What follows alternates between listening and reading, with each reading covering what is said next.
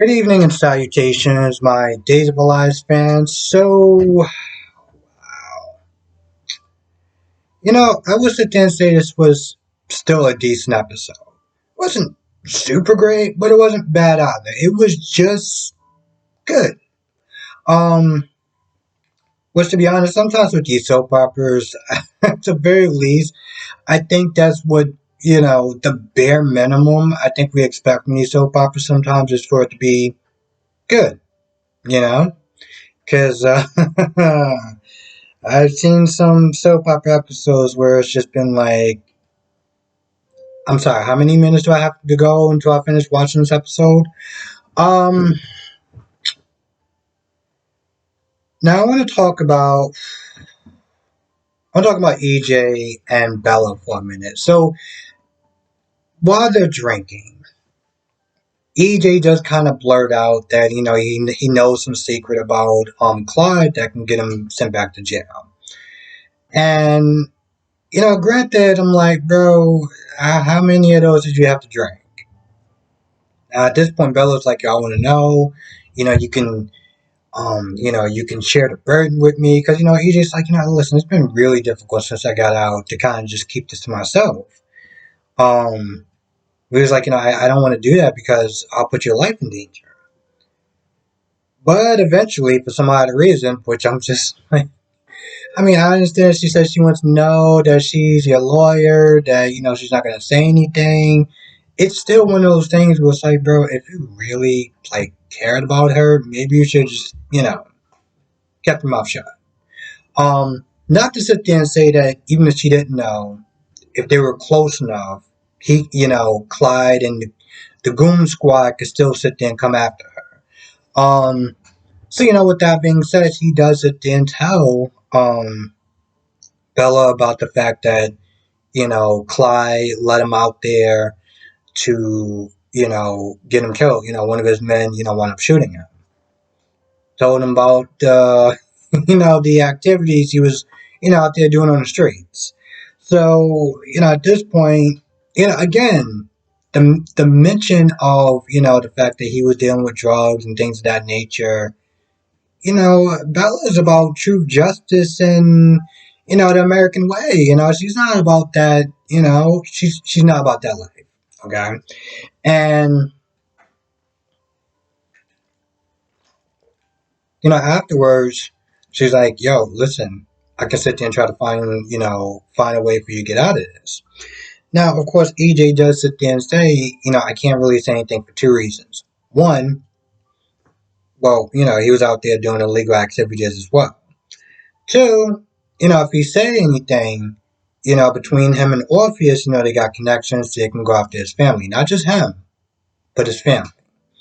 Um, at this point, EJ is like, no, when the time comes, I'm going to sit there and take care of him. And Bella's like, so by take care of him, you mean like kill him, right? And the look on EJ's face, oh my goodness. That was the look of committing to death, committing to literally killing someone, to ending someone's life. Again, I gotta give the actor credit because, literally, the whole dead stare in his eyes was just like, okay, he's dead serious. But I was like, nah, between me and you, we can come up with another way. Um, Now at this point, Bella's like, I'm hungry, so she gets up and she realizes that, she's tipsy, They both been drinking. So they're like, yo, let's go out, let's just go get something to eat. Meanwhile, you got Nancy. First, Nancy runs into Leo. And, Leo's asking about Craig and everything like that. They get into it back and forth. Next thing you know, they're calling each other's names. Leo pulls Nancy's wig off. And I'm just like, this is. I don't. Here's the thing. I don't think it was. I don't think it was humorous. I don't think it was funny enough to make me laugh. But I just felt like it was just more embarrassing. Like, damn, she looked like she was mortified, and I'm gonna be honest. I actually felt bad for her. I felt like that's the reason why I couldn't laugh. Um, Now at this point, not Eric. Rafe comes around the corner, and Rafe sees this, and Rafe's like, "Yo, listen, you go around her, and you come around her again, and I'm pretty much going to sit there and put you in jail." So he leaves, and eventually, well, first Leo leaves, and then Rafe leaves, and then Leo comes back, and Leo's like, "Yo, just let you know, tell your daughter she's on the list." And Nancy's like, "What list?" And he's like, "Well, you'll find out," and he walks off. Um, Nancy at that point goes back to pick up um, Clyde. Clyde is sitting there hanging out with Ben and Baby Bo, whatever, and he's not exactly happy that he didn't get dibs on the first name, middle name, but he got Weston, so he's like, all right, I guess I'll take it. I'm like, you don't really have a choice. Like, I mean, it was a good chance he was not getting that first name. That just was not going to happen. Now the middle name, I can understand that, maybe. But I guess I can understand the middle name, him being upset about that. But he got the last name, he got to spend some time.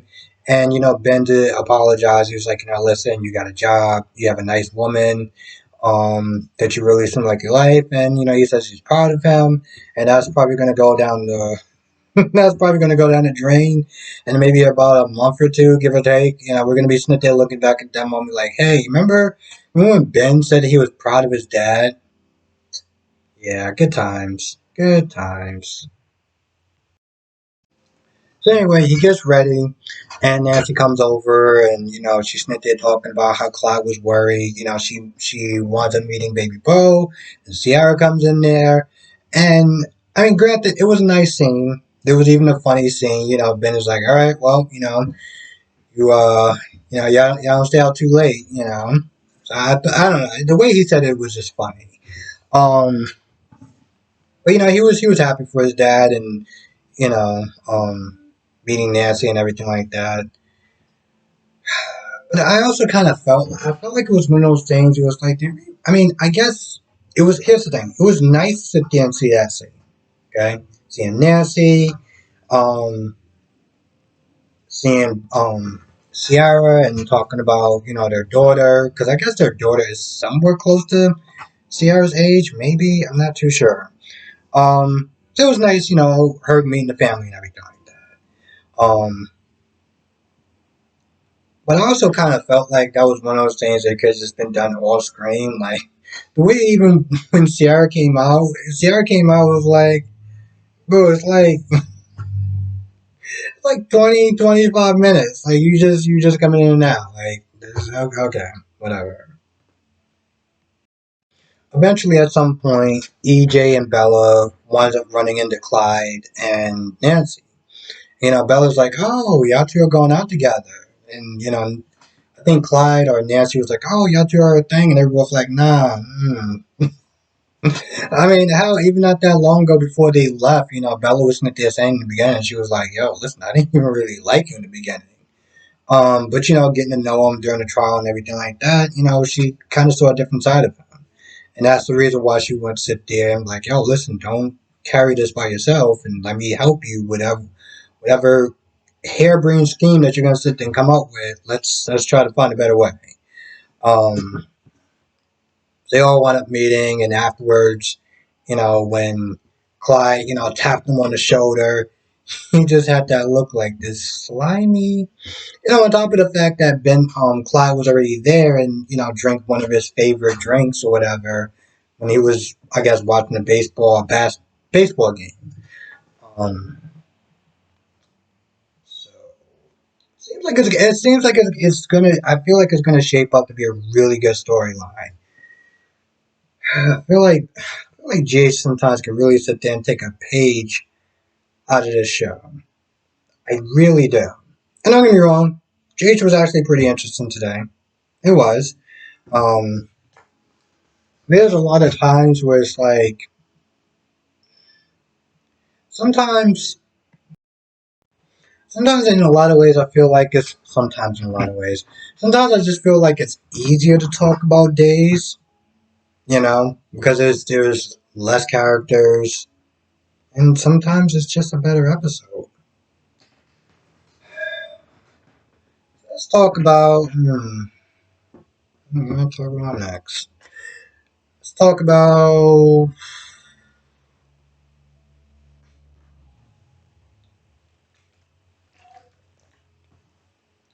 Rafe, Nicole meeting up with Eric. So they all meet up at the diner or on Roman's pub, and Holly's there. Holly says something along the lines of, when she sees Eric, oh, are you and mommy getting back together? And I was just like, oh, that must have been so awkward. That must have been so awkward. Um, but Nicole was like, no, mommy talked about this with you and yada yada yada. Anyway, Rafe and Holly go in the back kitchen to get her some free food or free dessert, and it's just kind of odd because I'm like, you sit there and think that Rome be like, make them pay something. But it's Holly, so it's a child. Anyway, they talk for a little bit. I don't think anything really significant really happens between those two. When Rafe is not there, when Nicole's not there talking to Eric, Sarah comes out. Sarah's upset because she's redealing with losing her child all over again. So she got that going on, and of course Holly comes out there, and that was just kind of awkward. Like when you're a kid and you see an adult crying, you don't know what's really going on and why is that happening, and it's just a really awkward feeling, to some extent. Now, at some point, Sarah came downstairs because Eric was like, "You got to eat something." And Sarah's getting calls and calls and calls from Xander. I looked at this whole thing, and I'm not surprised that Xander did what he did as far as like him coming eventually to see Sarah and realize that Sarah was holed up with Eric. And of course Sonny was like, yo, don't do it, don't do it, like just let her cool down, give her some time, give her some space. There's a good chance she might actually forgive you. But Xander's a man of action. He's not the type of person who'll just sit there and wait and just let things just settle. No, he gotta sit there and take charge. He does sit there and tell Sonny, like, yo, listen, you should be worried about Will not being here, like, out of sight, out of mind. I'm like, bro, that's so not the message. I was like, Sonny is trying to give you good advice. And you respond with bad advice. That's like, dude, what the hell? Anyway, he comes back in there. He got some cookies for Sonny. Now, if you watch the episode, you realize that it wasn't from Will or Ariana. It was from Leah. So Xander comes over there to talk to Sarah, and he's all like, I'm sorry, and I didn't want to hurt you, and I feel like I was sparing your pain, and you know, it's so annoying to sit there and watch him lie to her face to some extent. Listen, I don't doubt that he wanted to spare her some pain. He didn't want her to sit there and relive what happened, and I get that. But this wasn't so much about sparing Sarah's her feelings. This is about him. This is about him and his feelings. This is about the fact that he knew that there was a good chance if he told Sarah again what happened, that Sarah may not actually want to be with him anymore because of the last time that he screwed up or whatever. So this was more about protecting them, not so much about, her and her feelings. So at this point, he was like, oh, I can change, I can change, I can be better. And I'm just like, Listen, I was not a fan of Gwen, but at least with Gwen accepted you for who you were, the good, the bad, the ugly. The fact that he said that he was going to change, first of all, it's like, bro, didn't you say that the last couple of times you were with Sarah? You was like, oh, I'm going to change, and this, that, and the third. And I'm like, by the way, did you, during your whole trying to keep everything secrets and wraps and everything like that, at some point, Sarah's going to realize that you were engaged to Gwen at some point in time. But I guess you were just not going to tell her about that either, right? I can change. I could be a better person. Sarah's like, yeah, kick rocks. And Erica's like, yo, you heard her. She's like, oh, I'm leaving, but I'm not giving up on you. Well, of course you're not, because I feel like at this point, um, well, Sarah's pretty much the only available woman in this show, if we're going to be honest. So it's not really a question of he still has great love for her. Well, he does, but also, again, that's kind of slim pickings. Let's just put it that way. Is a lot of everyone is already seeing someone. So now Leo does you know come to see Sonny. He apparently when Sonny was like, "Yo, how did you get in?" And Leo was like, "Oh, well, your butler got a crush on me or whatever." And he comes over there and he's like, "Oh, I have a fruit basket." And, Sonny's like, "Yeah, is it poison? Is it laced with something? What's going on?"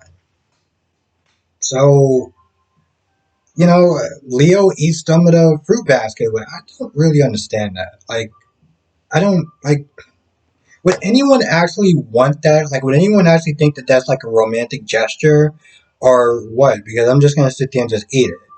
Um, anyway, he starts eating it. He was like, "No, it's good." Now, at this point, Sonny gets a text because Sonny texted, or FaceTime or whatever, video message, Sonny, not Sonny, Will and Ariana. So they're saying, "Oh, I got the cookies and they were great. Thank you," and everything like that. He gets a text from Will, and Will's like, "Yo, we didn't send you anything." And he turns around and he looks. And at this point, Leo's like, "See, fruit basket is not poison. There's nothing wrong with that." And when Sonny gets up, he falls over.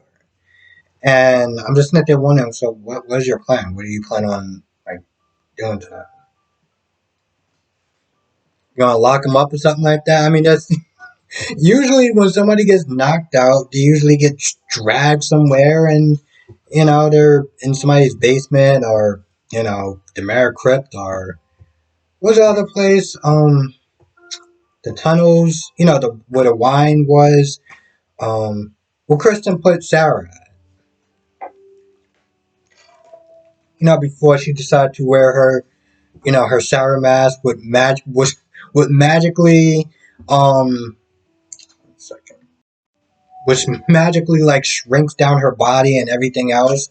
Um I have a feeling he's gonna be held up somewhere. I don't know where yet, but he's gonna be held up somewhere. I feel like that's about it for the most part. Um like I said, wasn't a super great episode, but wasn't a terrible episode either. And you know what? I gotta sit there and agree with DC Soap Sanctuary as far as rooting for Leo to some extent, and the fact that Sonny was just taking this way too far.